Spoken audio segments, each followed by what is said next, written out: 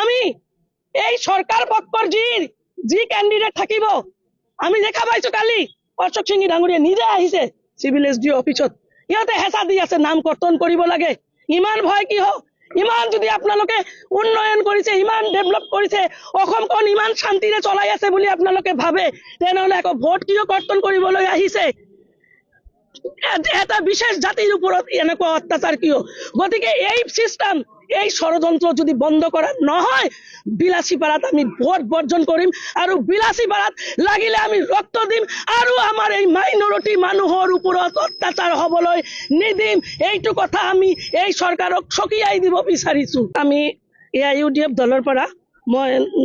বিলাসীপাড়া জিলা AIUDF for working president আমার লগত ব্লক প্রেসিডেন্ট আছে যুব মোর্চা আছে আমি গোটেই AIUDF দলৰ পৰা আমি এই যে ষড়যন্ত্ৰ যেটো চলি আছে আজি 3-4 দিনৰ পৰা এই ষড়যন্ত্ৰটোৰ আমি বিৰোধিতা কৰি আছো আৰু ষড়যন্ত্ৰ SRৰ নামত আমাৰ বৈধ নাগৰিকৰ অলৰেডি BLA বিলাকে ভেৰিফাই কৰিছে কিন্তু নতুনকে 2 দিনৰ পৰা BLO বিলাকৰ গ্ৰুপত মেসেজ দি আছে যে এই কেটা নামৰ উপৰত কেটা মান যাৰ BLO এৰিয়াত কেটা নাম বিলাক দিছে আৰু ইলেকশন অফিসৰ পৰা কোৱা হৈছে যে এই কেটা নামৰ উপৰত ভেৰিফাই কৰিব লাগে আৰু ফৰ্ম 7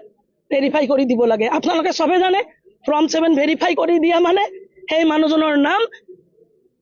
কৰ্তন কৰা হ'ব গতিকে এইটোৰ আমি বিৰোধিতা কৰো আমি উইথ ডকুমেন্ট উইথ প্ৰমাণ আমাৰ হাতত আছে আৰু যিবিলাক মানুহে কমপ্লেইনকাৰী সেই কমপ্লেইনকাৰী বিলাকে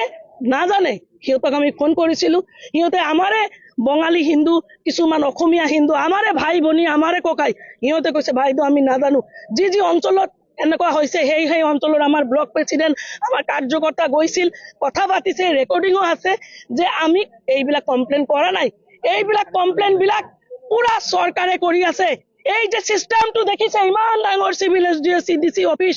ইমান ডাঙৰ DC অফিস নিৰ্বাচন বিষয়া এইবিলাকৰ কি কাম যদি কোনোবাই অমিত ৰায়ে মোৰ নামত কমপ্লেইন কৰিছে তেনেহলে মই বাংলাদেশী হৈ গলো এতিয়া মোৰ নামত হিয়াৰিং কিয় হিয়াৰিং হ'ব তেনেহলে BLO বিলাকে কিয় আপনাৰ ভেৰিফাই কৰিছে গতিকে এই সিস্টেমৰ আমি বিৰোধিতা কৰিছো আমি এই সৰকাৰ পক্ষৰ যি ক্যান্ডিডেট থাকিব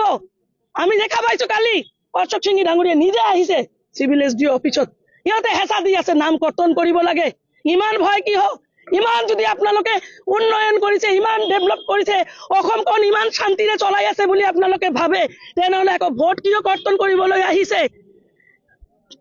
এটা বিশেষ জাতিৰ উপৰত এনেকুৱা অত্যাচার কিয় গতিকে এই সিস্টেম এই ষড়যন্ত্র যদি বন্ধ করা নহয়